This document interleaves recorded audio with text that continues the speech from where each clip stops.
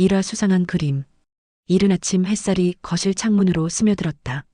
이정숙은 평소처럼 6시 반에 눈을 떴다. 40년 가까이 교단에서 아이들을 가르치며 몸에 밴 습관이었다. 정숙은 부엌으로 향했다. 손녀 소미가 오늘도 오기로 했다. 며느리 윤세라가 중요한 약속이 있다며 하루 종일 소미를 맡아달라고 부탁했던 것이다. 할머니, 현관문이 열리더니 소미의 밝은 목소리가 들렸다.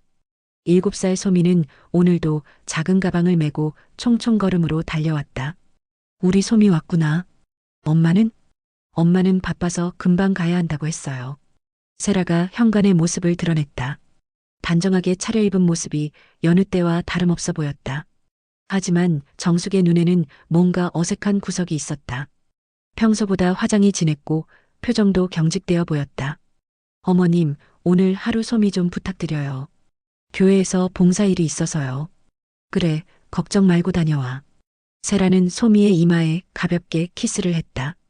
그런데 그 순간 정숙은 이상함을 느꼈다. 평소 세라라면 소미와 더 많은 말을 나누고 갔을 텐데 오늘은 유독 서둘러 보였다. 소미야, 엄마가 언제 올 거라고 했지?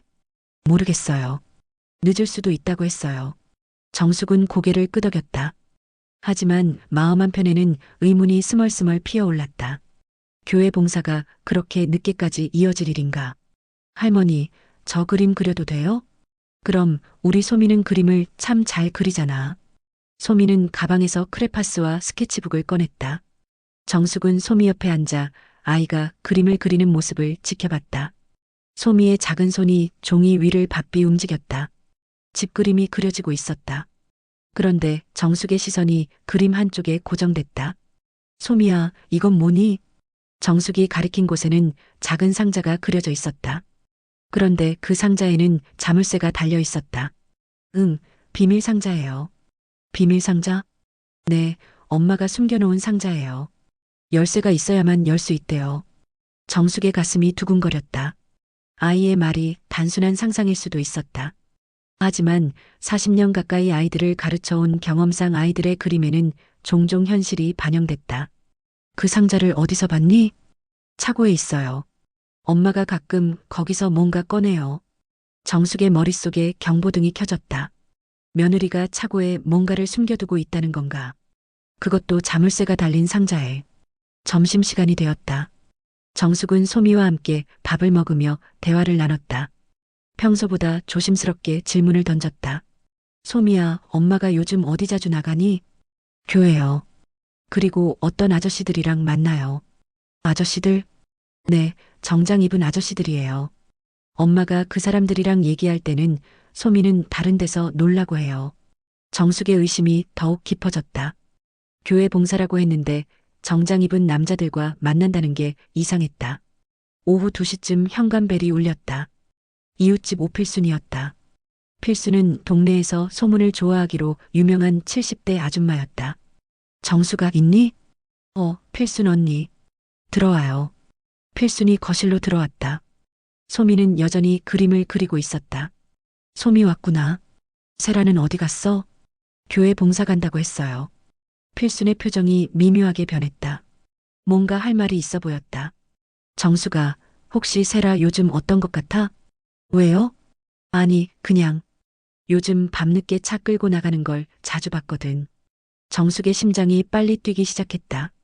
필순의 말이 소미가 그린 그림과 연결되는 느낌이었다. 밤늦게요? 응, 11시가 넘어서도 나가더라고. 그것도 한두 번이 아니야. 교회 일이 그렇게 늦게까지 있나 싶어서. 정숙은 차분함을 유지하려 노력했다. 하지만 내심으로는 파도가 일고 있었다. 며느리의 야간 외출, 소미가 그린 비밀 상자, 그리고 정장 입은 남자들과의 만남. 언니, 정확히 언제였어요? 이번 주에만 3번은 봤을 거야. 화요일, 목요일, 그리고 어제도. 정숙은 기억을 되짚어봤다. 그날들 세라는 분명 집에 일찍 들어왔다고 했었다. 그런데 실제로는 밤늦게 외출을 했다는 건가? 필순이 돌아간 후 정숙은 혼자 생각에 잠겼다. 소미는 여전히 그림에 집중하고 있었다. 아이의 순수한 모습을 보니 더욱 마음이 무거웠다. 저녁 8시쯤 세라가 돌아왔다. 평소보다 늦은 시간이었다. 어머님, 오늘 하루 고생 많으셨어요. 별 말씀을. 세라야, 봉사일이 생각보다 오래 걸렸네? 네, 준비할 게 많아서요. 세라의 대답은 자연스러워 보였다. 하지만 정숙의 교사 본능이 뭔가 어긋남을 감지했다. 세라의 옷에서 교회 특유의 냄새가 나지 않았다. 대신 낯선 향수 냄새가 났다. 소미야, 엄마 왔으니까 인사해. 엄마. 소미가 달려가 세라를 안았다. 세라도 환한 미소를 지으며 아이를 안았다. 겉으로 보기에는 평범한 모자의 모습이었다. 소미야, 오늘 뭐 했어? 그림 그렸어요. 할머니랑 같이. 세라의 시선이 소미의 그림으로 향했다. 그 순간 정숙은 세라의 표정 변화를 놓치지 않았다. 비밀 상자가 그려진 그림을 본 세라의 얼굴이 순간 굳었다. 이 그림은 뭐니, 소미야? 우리 집이에요. 그리고 엄마의 비밀 상자도 그렸어요. 세라가 정숙을 바라봤다. 그 눈빛에서 정숙은 경계심을 읽을 수 있었다. 소미가 상상으로 그린 거겠죠? 그런 것 같아요. 정숙은 일단 모른 척했다. 하지만 세라의 반응으로 밀어볼 때 소미의 그림이 단순한 상상은 아닌 것 같았다. 세라와 소미가 집으로 돌아간 후 정숙은 창문으로 그들의 집을 내려다봤다. 불이 켜진 거실에서 세라와 소미의 실루엣이 보였다. 평범해 보이는 모습이었다. 하지만 정숙의 마음은 평범하지 않았다. 무언가 잘못되고 있다는 직감이 강해졌다. 며느리가 숨기고 있는 비밀이 분명 있었다. 밤이 깊어갔다. 정숙은 잠자리에 누웠지만 쉽게 잠들 수 없었다. 소미의 그림, 필순의 말, 세라의 수상한 반응들이 머릿속을 맴돌았다. 정숙은 결심했다. 내일부터는 더 주의 깊게 며느리의 행동을 관찰하기로. 이와 밤의 비밀. 다음 날 아침, 이정숙은 평소보다 일찍 일어났다.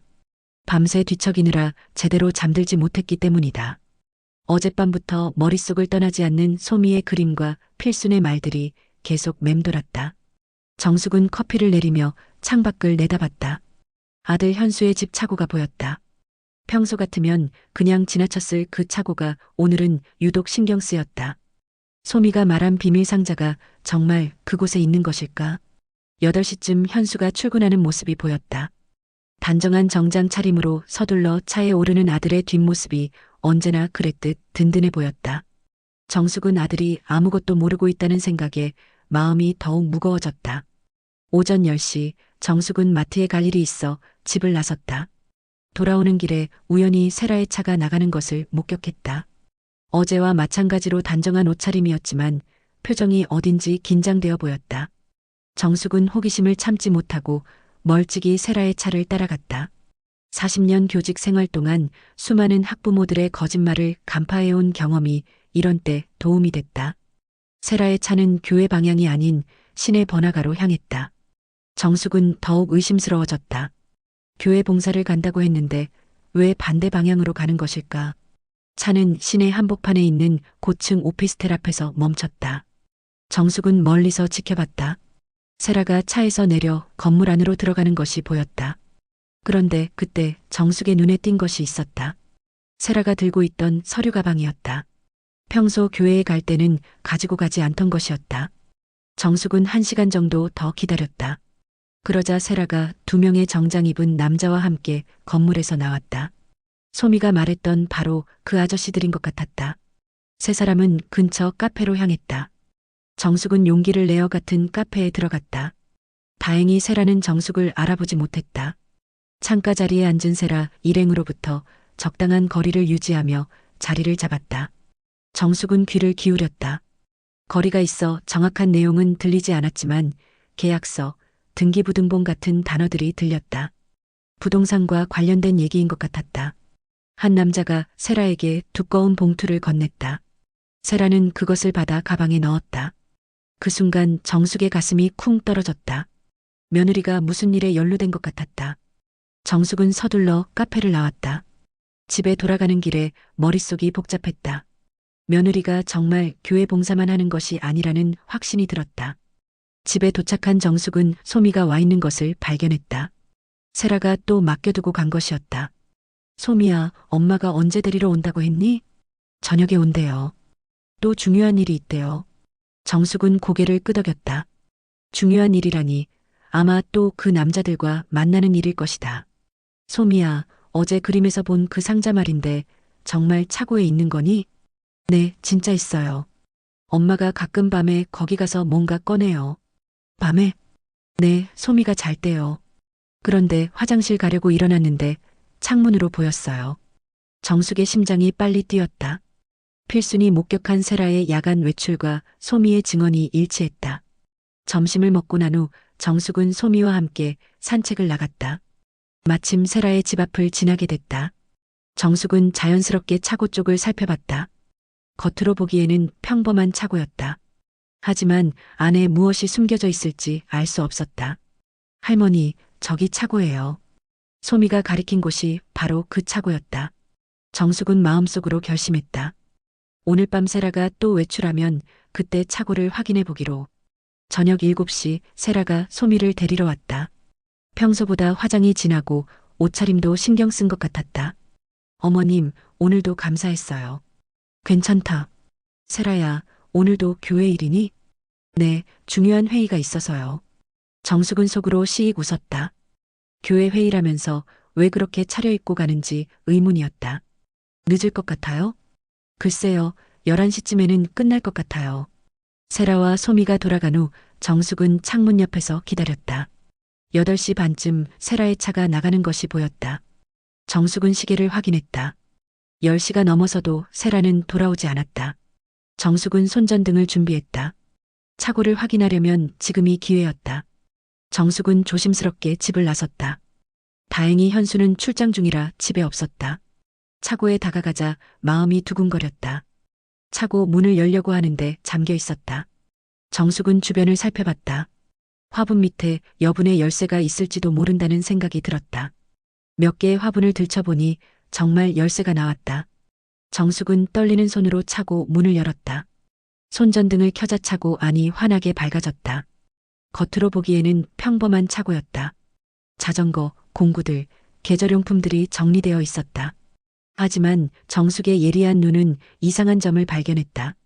한쪽 구석에 있는 선반 뒤로 뭔가 숨겨진 것 같았다.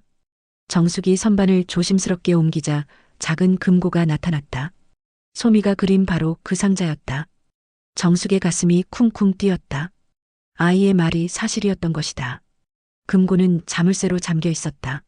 정숙은 주변을 더 살펴봤다. 혹시 열쇠가 근처에 있을지도 모른다는 생각이었다. 그때 차고 밖에서 자동차 소리가 들렸다. 정숙은 깜짝 놀라 손전등을 껐다. 혹시 세라가 돌아온 것일까? 가슴이 터질 것 같았다. 다행히 지나가는 차였다. 정숙은 안도의 한숨을 쉬었다.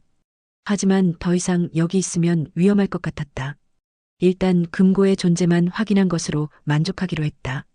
정숙은 선반을 원래 자리에 두고 조심스럽게 차고를 나왔다. 열쇠도 원래 자리에 두었다. 누가 봐도 아무도 다녀간 흔적이 없도록 세심하게 정리했다. 집에 돌아온 정숙은 흥분을 가라앉히려 노력했다. 금고 안에 무엇이 들어있을까? 왜 세라는 그것을 차고에 숨겨둔 것일까? 그리고 정장 입은 남자들과 나눈 두꺼운 봉투는 무엇일까? 11시 반쯤 세라의 차가 돌아오는 소리가 들렸다.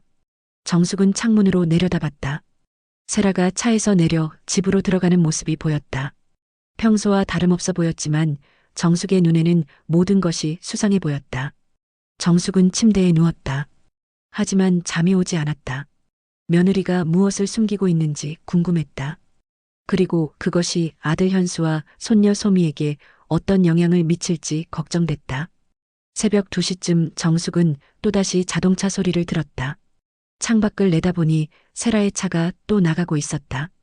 이번에는 정말 확실했다. 며느리가 한밤중에 몰래 외출하고 있다는 것을. 정숙은 시계를 확인했다. 새벽 2시. 정상적인 사람이라면 잠들어 있을 시간이었다. 그런데 세라는 어디를 가는 것일까? 정숙은 결심했다. 내일은 더 적극적으로 조사해 보기로. 며느리가 무엇을 하고 있는지 정확히 알아내야 했다. 손녀 소미의 미래를 위해서라도. 새벽 3시쯤 세라의 차가 다시 돌아왔다. 정숙은 창문 뒤에서 지켜봤다. 세라가 차에서 내려 차고로 향하는 것이 보였다. 몇 분 후 세라는 뭔가를 들고 집으로 들어갔다. 아마도 그 금고에서 뭔가를 꺼낸 것 같았다. 정숙의 추리가 맞다면 금고 안에는 중요한 것들이 들어있을 것이다. 정숙은 이제 확신했다. 며느리 윤세라는 분명 무엇인가를 숨기고 있었다. 그리고 그것은 단순한 비밀이 아닐 가능성이 높았다. 사마차고의 금고. 이정숙은 새벽 5시에 잠에서 깼다. 어젯밤 목격한 세라의 수상한 행동들이 머릿속을 떠나지 않았다. 새벽 2시에 나갔다가 1시간 만에 돌아온 며느리의 모습이 계속 눈에 밟혔다. 그리고 차고에서 뭔가를 가져온 그 모습도. 정숙은 침대에서 일어나 창문으로 다가갔다. 이른 새벽의 고요한 거리에 세라의 집이 평온하게 자리하고 있었다. 하지만 그 평온함 뒤에 숨겨진 비밀이 있다는 것을 이제 정숙은 알고 있었다. 부엌에서 차를 끓이며 정숙은 생각을 정리했다. 어제 차고에서 발견한 금고, 그리고 세라가 새벽에 그곳에서 뭔가를 꺼낸 것. 분명 그 금고 안에는 중요한 단서가 있을 것이다. 하지만 어떻게 그 안을 확인할 수 있을까? 아침 8시 현수가 출장에서 돌아왔다. 정숙은 아들의 얼굴을 유심히 살펴봤다. 평소와 다름없이 밝은 표정이었다. 아들은 아직 아무것도 모르고 있는 것 같았다. 어머니, 출장 다녀왔습니다. 고생했다. 세라는? 아직 자고 있어요. 어제 교회 일로 늦게 들어왔다고 하더라고요. 정숙은 속으로 쓴웃음을 지었다. 교회 일이라니. 아들이 며느리의 거짓말을 그대로 믿고 있다는 사실이 안타까웠다. 현수야, 요즘 세라가 교회 일로 바쁜가 보네. 네, 그런 것 같아요. 봉사활동도 열심히 하고 좋은 일이죠. 현수의 순진한 대답에 정숙의 가슴이 답답해졌다. 아들에게 진실을 말해야 할까 고민됐지만 아직 확실한 증거가 없었다. 섣불리 말했다가 가족관계만 틀어질 수도 있었다. 오전 10시쯤 세라가 소미를 데리고 왔다. 평소보다 화장이 더 진해 보였고 표정도 어딘지 경계하는 듯했다. 어머님, 오늘도 부탁드려요. 응, 그래. 또 교회 일이니? 네, 오늘은 중요한 회의가 있어서요. 세라의 대답은 자연스러웠지만 정숙의 눈에는 뭔가 어색해 보였다. 특히 세라가 자꾸 차고 쪽을 흘끔거리는 것이 신경 쓰였다. 소미야, 할머니한테 와. 소미가 총총 뛰어왔다. 오늘도 작은 가방에 그림 도구를 챙겨온 것 같았다. 엄마, 언제 와요? 저녁에 올게, 소미야. 할머니 말씀 잘 듣고 있어. 세라가 소미의 이마에 키스를 했다. 그런데 그 순간 정숙은 세라의 손이 미세하게 떨리는 것을 발견했다. 긴장하고 있는 것 같았다. 세라가 나간 후 정숙은 소미와 함께 거실에 앉았다. 아이는 어제와 마찬가지로 그림을 그리기 시작했다. 소미야, 어젯밤에 잠은 잘 잤니? 네, 그런데 중간에 깼어요. 왜? 엄마가 어디 나가는 소리가 들렸어요. 정숙의 심장이 빨리 뛰기 시작했다. 소미도 세라의 야간 외출을 알고 있었던 것이다. 몇 시쯤이었을까? 모르겠어요. 그런데 아주 늦었어요. 바깥이 깜깜했어요. 엄마가 자주 그래? 소미가 고개를 끄덕였다. 정숙은 가슴이 답답해졌다. 아이까지 엄마의 수상한 행동을 목격하고 있었던 것이다. 점심을 준비하면서 정숙은 계속 생각에 잠겨 있었다. 오늘은 반드시 그 금고를 열어봐야겠다는 결심이 섰다. 하지만 자물쇠가 채워져 있어서 쉽지 않을 것 같았다. 점심 식사를 하면서 정숙은 소미에게 조심스럽게 질문을 던졌다. 소미야, 엄마가 차고에서 뭔가 꺼낼 때 어떻게 하는 걸 봤니? 열쇠를 가지고 가요. 어떤 열쇠? 작은 열쇠요. 엄마 방에 있어요. 정숙의 눈이 번뜩 빛났다. 세라의 방에 금고 열쇠가 있다는 것이다. 하지만 며느리 방에 들어가서 열쇠를 찾는 것은 위험한 일이었다. 오후 2시쯤 정숙은 용기를 냈다. 소미가 낮잠을 자는 사이 세라의 집에 들어가기로 했다. 여분 열쇠는 현수에게 받아두었기 때문에 가능한 일이었다. 정숙은 조심스럽게 세라의 집에 들어갔다. 거실은 평소와 다름없이 깔끔하게 정리되어 있었다. 하지만 정숙의 예리한 눈에는 미세한 변화들이 보였다. 테이블 위에 있던 서류들이 평소와 다른 위치에 있었고 세라의 가방이 평소와 다른 곳에 놓여 있었다. 뭔가 바쁘게 준비하고 나간 흔적이 역력했다. 정숙은 세라의 방으로 향했다. 문을 열자 깔끔하게 정리된 방이 나타났다. 하지만 어디에 열쇠가 숨겨져 있을까? 정숙은 체계적으로 방을 살펴봤다. 화장대 서랍, 옷장, 침대 밑까지 꼼꼼히 확인했다. 그런데 화장대 서랍 맨 아래칸에서 작은 열쇠 하나를 발견했다. 열쇠는 다른 열쇠들과 섞여 있었지만 유독 새 것처럼 반짝거렸다.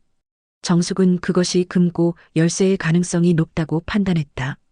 정숙은 열쇠를 조심스럽게 가져와 다시 자신의 집으로 돌아왔다. 소미는 여전히 깊이 잠들어 있었다. 저녁 5시쯤 현수가 퇴근했다. 평소보다 일찍 들어온 것 같았다.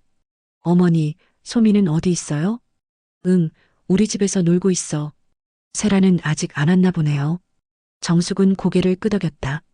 세라가 언제 돌아올지 알 수 없었지만 그 전에 금고를 확인해야 했다. 6시쯤 소미가 깼다. 아이는 평소처럼 활기찬 모습이었다. 할머니, 배고파요. 그래, 저녁 준비할게. 저녁을 먹으면서 정숙은 계속 시계를 확인했다. 세라가 언제 돌아올지 몰라 불안했다. 7시쯤 현수가 와서 소미를 데려가려 했다. 아빠. 소미가 현수에게 달려갔다. 현수는 아이를 안아 올리며 환하게 웃었다. 우리 소미, 할머니랑 재미있게 놀았니? 네, 그림도 그리고 맛있는 것도 먹었어요. 그래, 엄마는 언제 온다고 했지? 몰라요. 늦을 수도 있다고 했어요. 현수의 표정이 살짝 어두워졌다. 요즘 세라가 너무 자주 늦는 것 같아 신경 쓰이는 모양이었다. 어머니, 세라가 요즘 교회 일로 너무 바쁜 것 같아요. 그런가 보구나. 정숙은 대수롭지 않게 대답했지만 속으로는 아들이 진실을 알게 될 날이 머지 않았다는 생각이 들었다. 현수와 소미가 집으로 돌아간 후 정숙은 본격적으로 계획을 세웠다.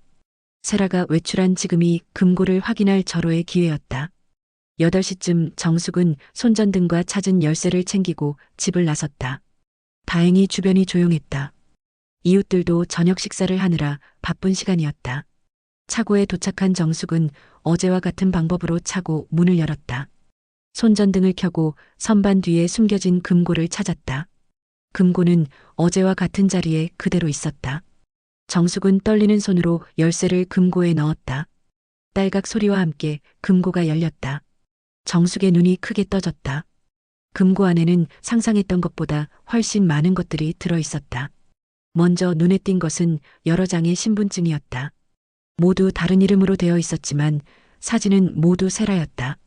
윤세라, 김미영, 박지은, 이수정. 4개의 서로 다른 신분증이 있었다. 정숙의 손이 떨렸다. 며느리가 가짜 신분증을 여러 개 가지고 있다는 것은 무슨 의미일까? 신분증 밑에는 두꺼운 서류 뭉치가 있었다. 정숙이 조심스럽게 펼쳐보니 부동산 계약서들이었다. 하지만 일반적인 매매 계약서와는 달라 보였다.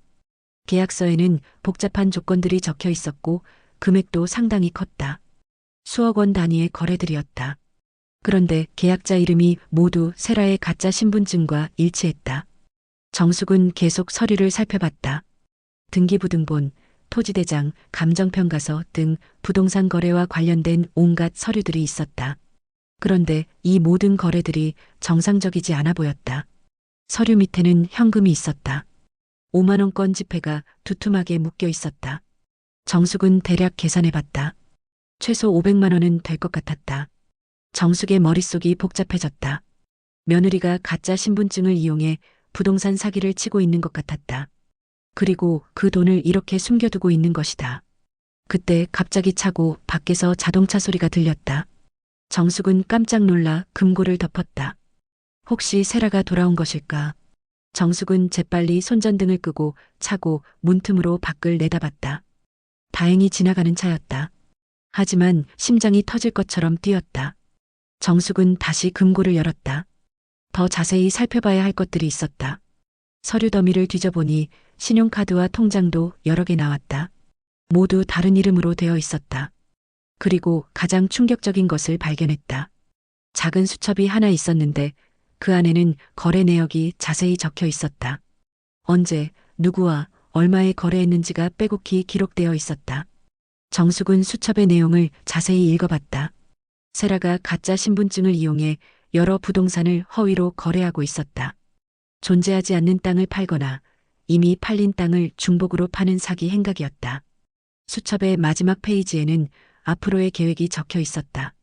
더 큰 규모의 사기를 준비하고 있는 것 같았다. 그리고 그 계획에는 현수의 이름도 언급되어 있었다. 정숙의 얼굴이 하얗게 변했다. 아들까지 이 일에 연루시키려는 계획인 것 같았다. 현수는 은행에서 일하기 때문에 대출 관련 정보를 얻기 쉬울 것이다. 정숙은 더 이상 볼 수 없었다. 금고를 다시 잠그고 선반으로 가렸다. 그리고 조심스럽게 차고를 나왔다. 집에 돌아온 정숙은 충격에서 벗어나지 못했다. 며느리가 이렇게 큰 사기를 치고 있을 줄은 꿈에도 몰랐다. 그리고 아들까지 이용하려 한다니. 정숙은 소파에 주저앉았다. 이 상황을 어떻게 해결해야 할지 막막했다. 경찰에 신고해야 할까? 하지만 그렇게 되면 가족이 완전히 파탄 날 것이다. 그때 현수의 집에서 불이 켜지는 것이 보였다. 세라가 돌아온 것 같았다. 정숙은 창문 뒤에서 지켜봤다. 잠시 후 세라가 차고로 향하는 모습이 보였다. 아마 금고를 확인하러 가는 것 같았다. 정숙은 가슴이 쿵쿵 뛰었다. 혹시 자신이 다녀간 흔적을 발견할까봐. 몇 분 후 세라가 차고에서 나왔다. 그런데 표정이 어딘지 이상해 보였다. 뭔가 의심스러운 것을 발견한 것 같았다. 세라가 집 안으로 들어간 후에도 정숙은 계속 지켜봤다. 혹시 세라가 다시 나올지 몰랐다. 11시쯤 세라의 집에서 큰 소리가 들렸다. 부부싸움을 하는 것 같았다. 아마 현수가 세라의 늦은 귀가에 대해 따지는 것 같았다. 정숙은 마음이 더욱 무거워졌다. 아들이 아직도 진실을 모른 채 며느리를 믿고 있다는 사실이 안타까웠다. 정숙은 결심했다. 내일은 세라와 직접 대화를 나눠봐야겠다. 그리고 더 이상 이런 일을 계속할 수 없다는 것을 분명히 해야 한다. 하지만 세라가 순순히 인정할 리는 없을 것이다. 그렇다면 어떤 방법을 써야 할까? 정숙은 밤늦게까지 고민에 빠져 있었다. 사와 두 얼굴의 며느리. 이정숙은 새벽 4시에 잠에서 깼다. 어젯밤 금고에서 발견한 충격적인 내용들이 머릿속을 떠나지 않았다. 가짜 신분증 4개, 부동산 사기 서류들, 그리고 아들 현수를 이용하려는 계획까지. 며느리 윤세라의 진짜 얼굴을 보게 된 것이다. 정숙은 침대에서 일어나 거실로 나왔다. 창밖으로 세라의 집이 보였다. 모든 불이 꺼져 있어 고요해 보였지만 그 안에 어떤 어둠이 숨어 있는지 이제 정숙은 알고 있었다.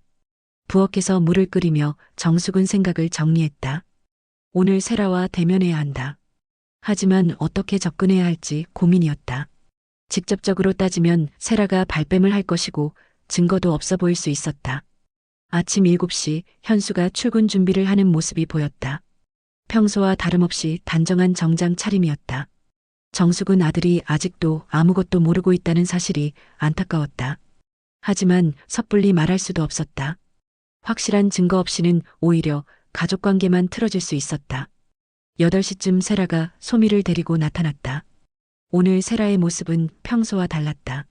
화장이 더욱 진했고 옷차림도 평소보다 신경 쓴 것 같았다. 그리고 표정이 어딘지 경계하는 듯했다.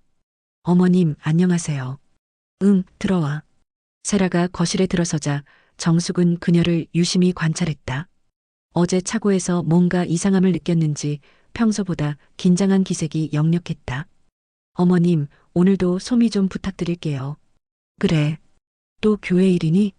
세라가 잠시 망설이는 것 같았다. 그리고는 어색한 미소를 지었다.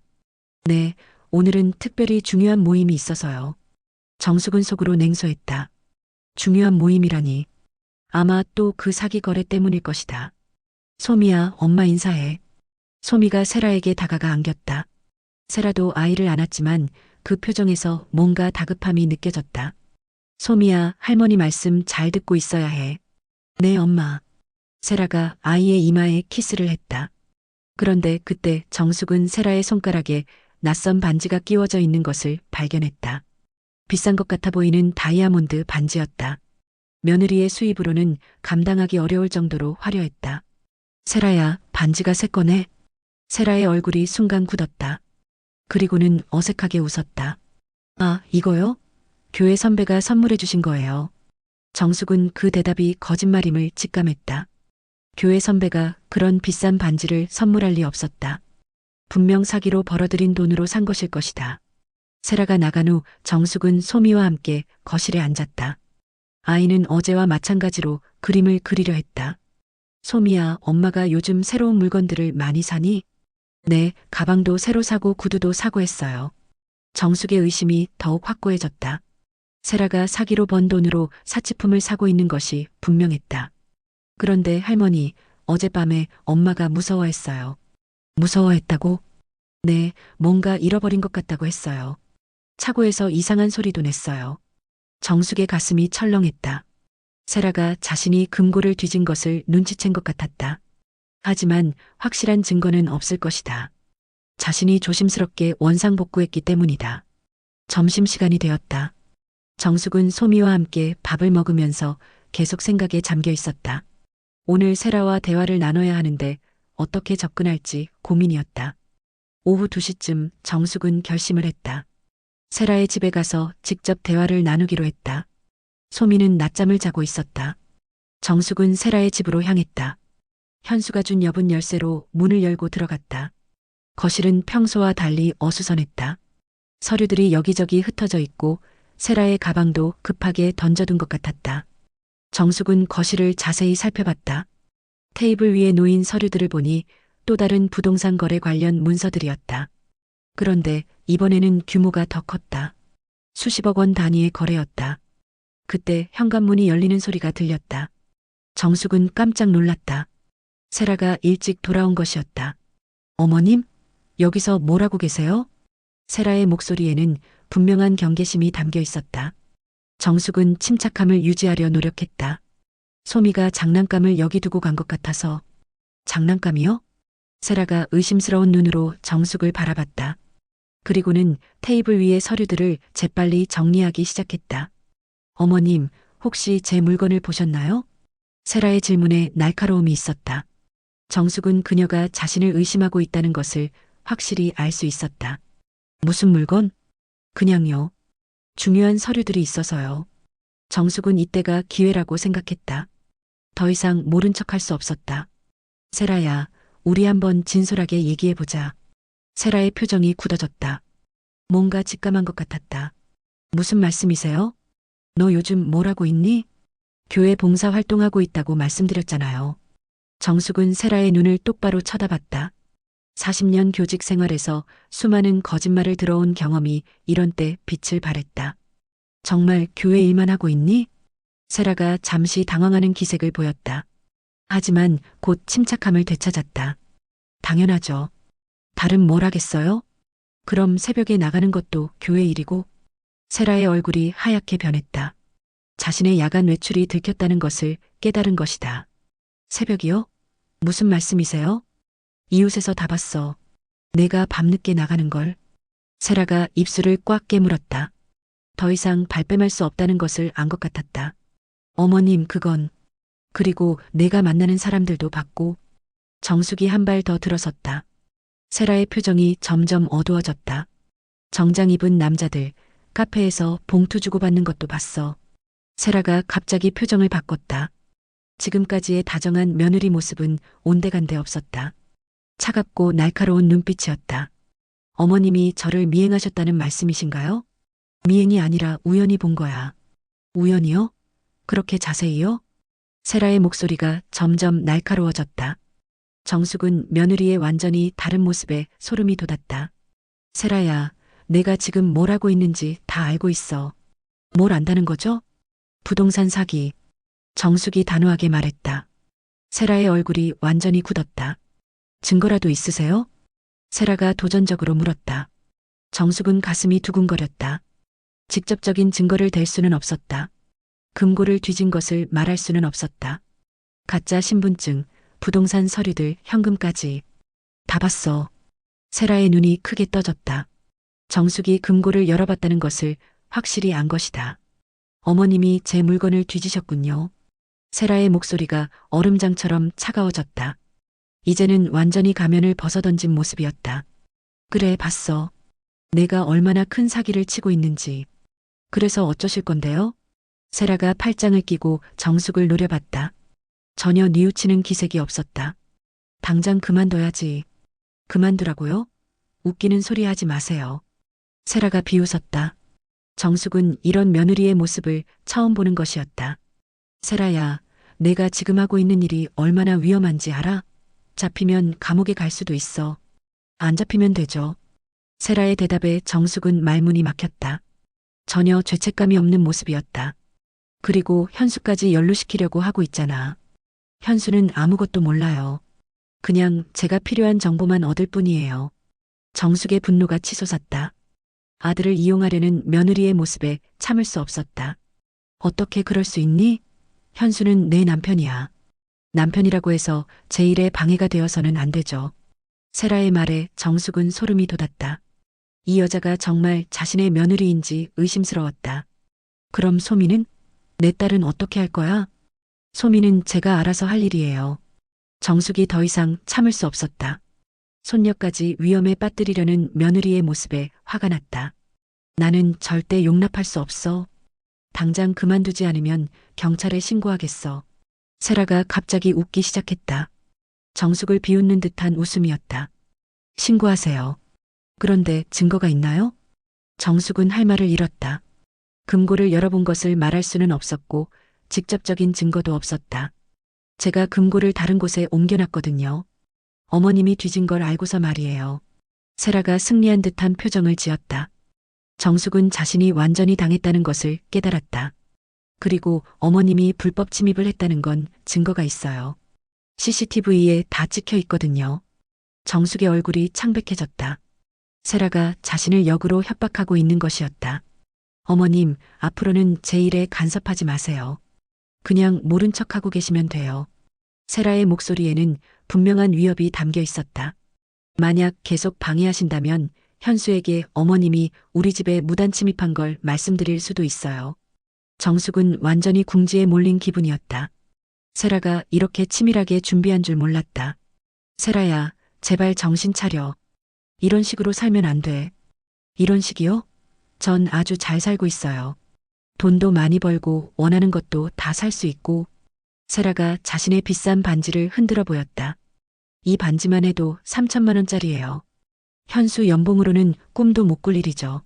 정숙은 며느리의 변한 모습에 절망감을 느꼈다. 돈이 이 여자를 완전히 바꿔놓은 것이었다. 어머님, 저는 이제 가봐야 해요. 중요한 약속이 있거든요. 세라가 일어서며 말했다. 그리고는 마지막으로 정숙에게 경고했다. 그리고 기억하세요. 오늘 일은 아무에게도 말하지 마세요. 특히 현수에게는. 세라가 나간 후 정숙은 소파에 주저앉았다. 며느리의 진짜 모습을 보게 된 충격이 컸다. 그리고 자신이 완전히 당했다는 사실도. 정숙은 이제 어떻게 해야 할지 막막했다. 세라의 위협 때문에 쉽게 움직일 수도 없었다. 하지만 그대로 놔둘 수도 없었다. 아들과 손녀의 미래가 위험했기 때문이다. 저녁이 되어 집으로 돌아온 정숙은 깊은 고민에 빠졌다. 세라와의 대화에서 완전히 밀렸지만 포기할 수는 없었다. 반드시 방법을 찾아야 했다. 그때 현수의 집에서 불이 켜졌다. 아들이 퇴근한 것 같았다. 정숙은 창문 너머로 평화로운 가정의 모습을 바라봤다. 하지만 그 평화가 얼마나 허상인지 이제 알고 있었다. 정숙은 결심했다. 세라의 위협에 굴복할 수 없었다. 어떻게든 방법을 찾아서 이 상황을 해결해야 했다. 가족을 지키기 위해서라도. 오화 가족의 위기. 이정숙은 밤새 잠들지 못했다. 어제 세라와의 충격적인 대화가 계속 머릿속을 맴돌았다. 며느리의 진짜 모습을 본 충격과 함께 자신이 완전히 당했다는 좌절감이 컸다. 하지만 포기할 수는 없었다. 아들 현수와 손녀 소미를 지켜야 했다. 새벽 5시 정숙은 침대에서 일어나 부엌으로 향했다. 차를 끓이며 생각을 정리했다.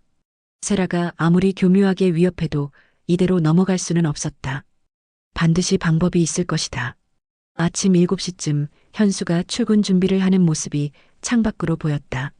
평소와 다름없는 모습이었지만 정숙의 눈에는 아들이 위험에 처해 있다는 생각밖에 들지 않았다. 세라가 현수를 이용해서 더 큰 사기를 저지르려 하고 있다는 것을 알고 있었기 때문이다. 8시가 되어도 세라는 나타나지 않았다. 평소 같으면 이 시간에 소미를 데려왔을 텐데 말이다. 정숙은 불안해지기 시작했다. 혹시 어제 일 때문에 더 이상 소미를 맡기지 않으려는 것일까?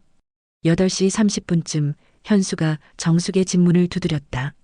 평소 같으면 출근했을 시간인데 이상했다. 어머니 계세요? 응, 들어와.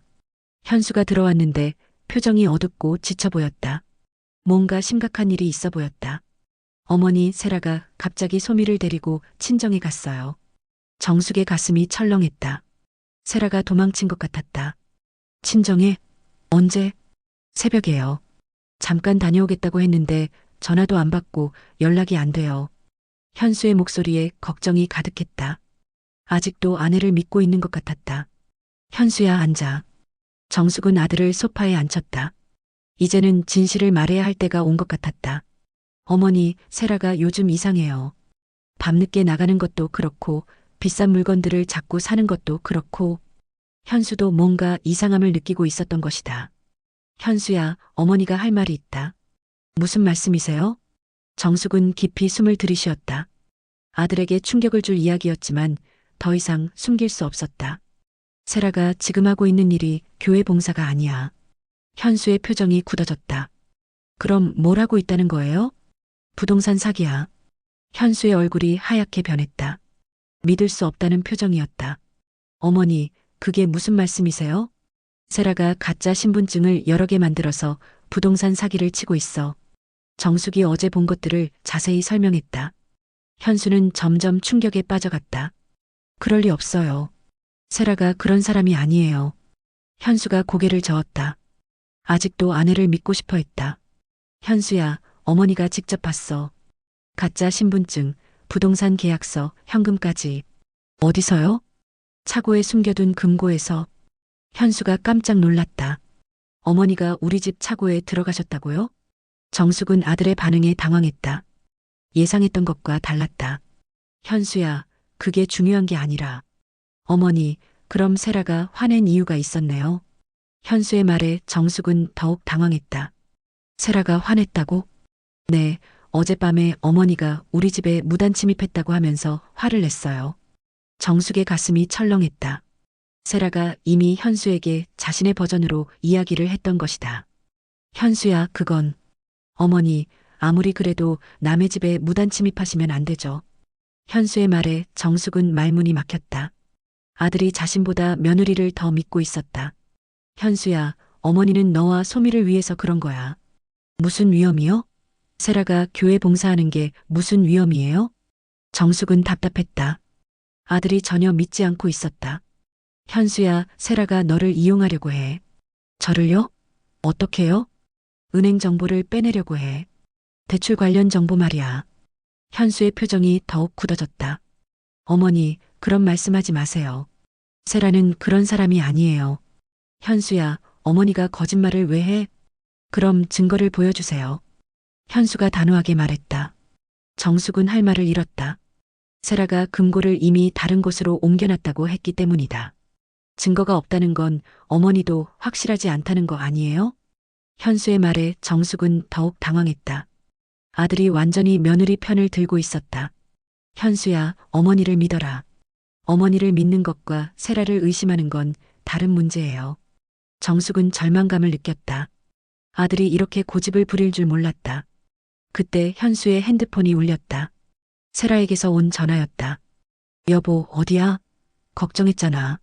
현수가 안도하며 전화를 받았다. 정숙은 통화 내용을 들으려 했지만 잘 들리지 않았다. 응, 알았어. 그럼 언제 와? 응, 그래. 현수가 통화를 마쳤다. 어머니, 세라가 친정에서 급한 일이 생겨서 며칠 더 있어야 한대요. 정숙은 불안했다. 세라가 정말 친정에 간 것일까? 아니면 도망친 것일까? 현수야, 정말 친정에 간 게 확실하니? 어머니, 왜 그렇게 의심하세요? 현수가 짜증스럽게 말했다. 정숙과의 대화가 부담스러운 것 같았다. 현수야, 어머니는 정말 너희를 걱정해서 그러는 거야. 걱정하시는 건 고맙지만 세라를 그렇게 의심하시면 안 돼요. 현수가 일어서며 말했다. 저는 출근해야 해요. 어머니도 세라한테 미안하다고 전하세요.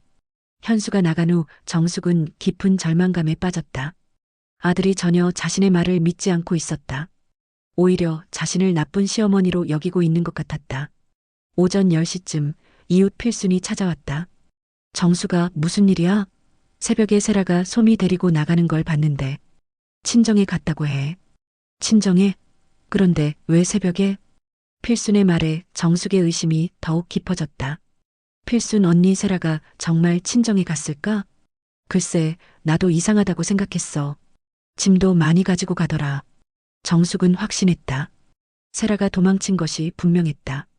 언니 세라가 어제부터 이상했어. 어떻게?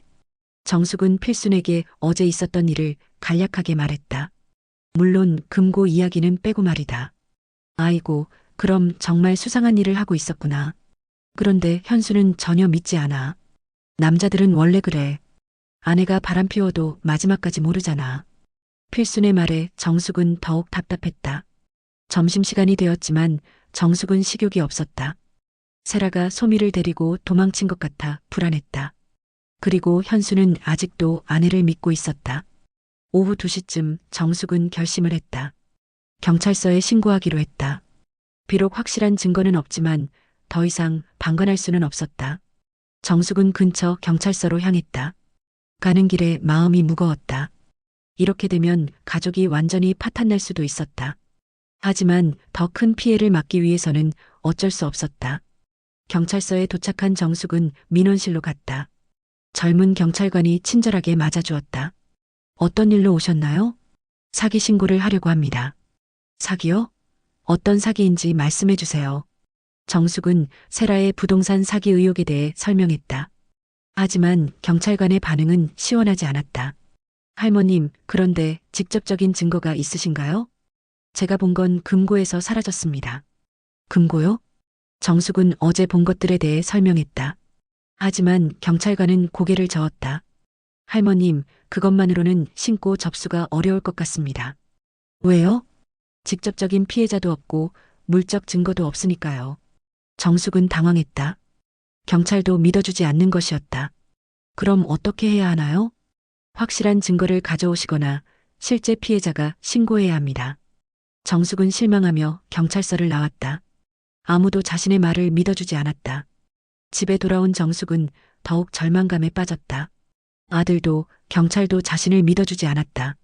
그리고 세라는 소미를 데리고 도망쳤다. 저녁이 되어 현수가 찾아왔다. 표정이 어제보다 더 심각해 보였다. 어머니, 세라랑 통화했는데요. 응. 친정에서 일주일 정도 있을 거래요.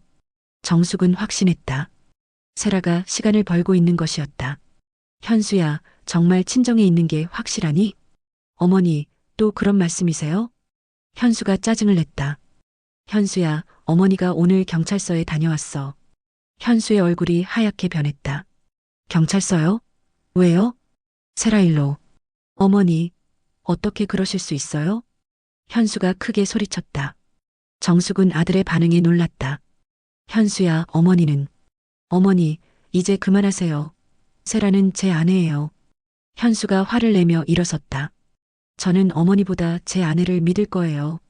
현수가 문을 쾅 닫고 나갔다. 정숙은 충격에 빠졌다. 아들이 자신에게 그렇게 화를 낸 것은 처음이었다. 정숙은 혼자 남겨진 거실에서 눈물을 흘렸다. 모든 것이 꼬여가고 있었다. 며느리는 도망쳤고 아들은 자신을 믿지 않았다. 그리고 소미는 어디에 있는지도 알 수 없었다. 하지만 정숙은 포기할 수 없었다. 반드시 세라의 정체를 밝혀내야 했다. 그리고 소미를 구해야 했다. 아들이 아무리 화를 내도 가족을 지키는 것이 자신의 의무였다. 정숙은 결심했다. 내일부터 본격적으로 세라를 찾기 시작하겠다고. 그리고 반드시 진실을 밝혀내겠다고. 육화 할머니의 승리. 이정숙은 새벽 4시에 일어났다. 어제 아들 현수와 심하게 다툰 후 잠을 제대로 이루지 못했다. 하지만 포기할 수는 없었다. 손녀 소미가 어디에 있는지, 며느리 윤세라가 정말 친정에 갔는지 확인해야 했다. 정숙은 부엌에서 차를 끓이며 계획을 세웠다. 먼저 세라의 친정 상황부터 확인해 보기로 했다.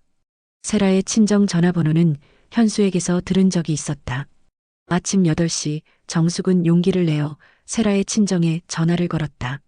세라의 어머니가 전화를 받았다. 여보세요? 안녕하세요. 현수 어머님입니다. 아, 어머님. 안녕하세요. 세라가 소미랑 함께 그쪽에 가 있다던데 잘 지내나요? 전화 너머로 잠시 침묵이 흘렀다. 그리고는 당황스러운 대답이 들려왔다. 어머님, 무슨 말씀이세요? 세라는 여기 안 왔는데요. 정숙의 심장이 철렁했다. 역시 세라가 거짓말을 한 것이었다. 안 왔다고요? 네, 연락도 없었어요.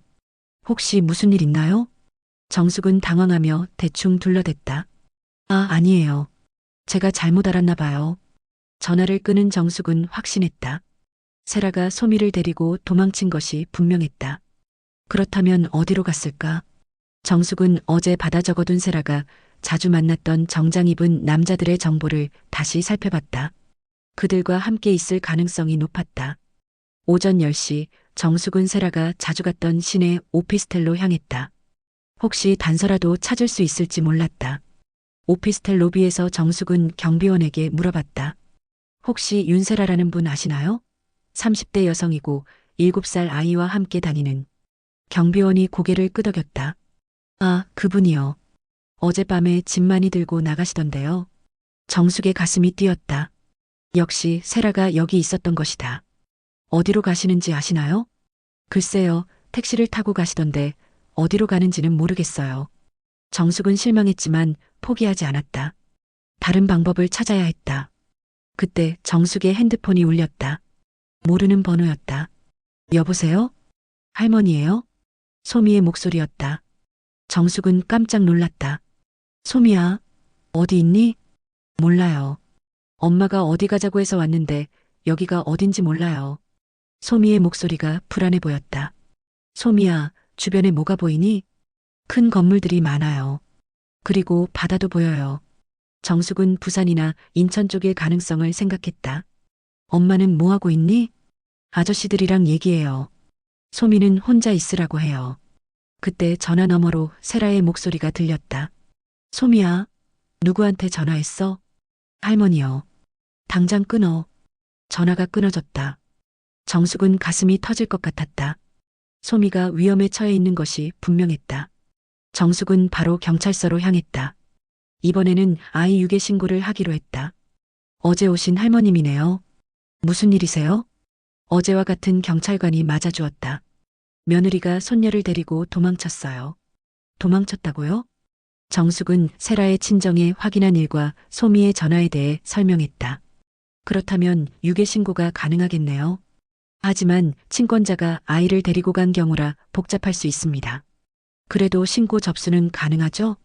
네, 일단 접수하겠습니다. 정숙은 안도했다. 드디어 경찰이 움직이기 시작한 것이다. 신고를 마친 정숙은 집으로 돌아왔다. 현수에게 알려야 할지 고민됐지만 어제 크게 다툰 상황이라 쉽지 않았다. 오후 2시쯤 현수가 급하게 달려왔다. 얼굴이 창백했다. 어머니, 큰일 났어요. 왜? 무슨 일이야? 은행에 수상한 전화가 왔어요. 제 이름으로 대출 상담을 받고 싶다는 거였어요. 정숙의 눈이 번뜩였다. 세라가 드디어 현수를 이용하기 시작한 것이다. 그 사람이 누구였니? 모르는 사람이었어요. 그런데 제 개인정보를 너무 자세히 알고 있었어요. 현수의 표정이 어두워졌다. 뭔가 심상치 않다는 것을 느낀 것 같았다. 현수야, 이제 믿겠니? 세라가 너를 이용하고 있다는 걸. 현수가 고개를 숙였다. 더 이상 부인할 수 없는 상황이었다. 어머니, 세라가 정말 그런 일을 하고 있는 건가요? 그래. 그리고 소미도 위험에 처해 있어. 정숙은 오늘 소미에게서 온 전화에 대해 말했다. 현수의 얼굴이 더욱 창백해졌다. 그럼 우리 소미가 지금 어디에 있는 건가요? 모르겠어. 바다가 보이는 곳이라고 했으니 멀리 간 것 같아. 현수가 머리를 감출다. 자신의 아내가 딸을 데리고 도망친 현실을 받아들이기 어려워 보였다. 어머니, 저는 어떻게 해야 하죠? 일단 경찰에 신고했으니까 기다려보자. 그때 정숙의 핸드폰이 울렸다. 경찰서에서 온 전화였다. 할머님, 신고하신 건과 관련해서 연락드려요. 네, 뭔가 알아내셨나요? 피의자의 핸드폰 위치를 추적해봤는데 부산 쪽에 있는 것으로 나옵니다. 정숙의 예상이 맞았다. 그럼 거기서 찾을 수 있나요? 지금 부산경찰서와 협조해서 수색하고 있습니다. 정숙은 안도했다. 경찰이 본격적으로 수사에 나선 것이다. 저녁 6시쯤 경찰서에서 다시 연락이 왔다. 할머님, 좋은 소식이 있어요. 네. 피의자를 검거했습니다. 아이도 무사히 보호했고요. 정숙은 눈물이 날 것 같았다. 드디어 소미를 구한 것이다. 지금 부산에서 올라오는 중이니까 내일쯤 만나실 수 있을 겁니다. 현수도 경찰의 말을 듣고 안도의 한숨을 쉬었다. 어머니, 제가 잘못했어요. 어머니 말씀을 진작 들었어야 했는데. 괜찮다. 이제라도 알았으면 된 거야. 다음 날 아침 정숙과 현수는 경찰서로 향했다. 소미를 만날 생각에 가슴이 설렜다. 경찰서에 도착하니 소미가 기다리고 있었다. 아이는 조금 지쳐 보였지만 건강해 보였다. 할머니, 아빠. 소미가 달려와 안겼다. 정숙은 손녀를 꼭 껴안았다. 우리 소미 많이 무서웠지? 네, 엄마가 이상한 아저씨들이랑 계속 얘기하고 소미는 혼자 있으라고 했어요. 현수가 소미를 안아 올렸다. 딸을 다시 만난 기쁨에 눈물을 흘렸다. 아빠가 미안해, 소미야. 담당 경찰관이 다가왔다. 피의자는 현재 조사를 받고 있습니다. 부동산 사기로 수십억 원의 피해를 입힌 것으로 보입니다. 정숙은 세라의 사기 규모가 생각보다 컸다는 사실에 놀랐다. 가짜 신분증 여러 개를 이용해서 조직적으로 사기를 쳤네요. 현수 씨도 피해자 중 한 명이 될 뻔했습니다. 현수가 고개를 숙였다. 자신이 얼마나 위험한 상황에 있었는지 깨달은 것 같았다. 앞으로 어떻게 되나요? 피의자는 사기와 아동 유괴 혐의로 기소될 예정입니다. 아마 중형을 받을 것으로 보입니다. 집으로 돌아온 정숙은 소미를 무릎에 앉히고 있었다. 손녀가 무사히 돌아온 것이 꿈만 같았다. 소미야, 이제 괜찮아. 할머니가 지켜줄게. 네, 할머니. 할머니가 구해줘서 고마워요. 현수가 정숙 앞에 무릎을 꿇었다. 어머니, 정말 죄송합니다. 어머니 말씀을 믿지 않아서. 괜찮다, 현수야. 내가 아내를 믿고 싶었던 건 이해해. 앞으로는 어머니 말씀 잘 들을게요. 정숙은 아들의 머리를 쓰다듬었다. 가족이 다시 하나가 된 기분이었다. 며칠 후 세라의 재판이 시작됐다. 정숙과 현수는 증인으로 출석했다. 법정에서 만난 세라는 완전히 다른 사람이 되어 있었다. 교도소 복을 입은 채 고개를 숙이고 있었다. 피고인 윤세라는 가짜 신분증을 이용한 부동산 사기와 아동 유괴 혐의로 징역 7년을 선고한다. 판사의 선고가 내려졌다. 세라는 끝까지 고개를 들지 못했다. 재판이 끝나고 나온 정숙은 후련함을 느꼈다. 드디어 정의가 승리한 것이다. 어머니, 앞으로 소미는 어떻게 할까요? 현수가 걱정스럽게 물었다. 우리가 잘 키우면 되지. 소미에게는 우리가 있잖아. 네, 어머니. 집에 돌아온 정숙은 소미와 함께 그림을 그리고 있었다. 아이가 그린 그림에는 이번에는 자물쇠가 아닌 꽃이 그려져 있었다. 할머니, 이제 무서운 상자는 없어졌어요. 그래, 우리 소미. 이제는 예쁜 꽃만 있을 거야. 정숙은 손녀를 안고 웃었다. 모든 시련이 끝났다. 가족의 평화가 돌아온 것이다. 저녁이 되어 현수가 퇴근했다. 요즘 현수는 일찍 들어와서 소미와 시간을 보내려 노력했다. 소미야, 아빠 왔다. 아빠. 소미가 달려가 현수를 안았다. 정숙은 그 모습을 보며 흐뭇해했다. 어머니, 저녁 같이 먹어요. 그래, 오늘은 소미가 좋아하는 걸로 해볼까? 세 사람이 함께 앉아 저녁을 먹었다. 오랜만에 느끼는 평화로운 시간이었다. 할머니, 내일도 할머니 집에서 놀 수 있어요? 물론이지. 할머니는 우리 소미랑 있으면 너무 좋아. 소미가 환하게 웃었다. 그 웃음을 보니 정숙의 마음도 따뜻해졌다. 밤이 되어 현수와 소미가 집으로 돌아갔다.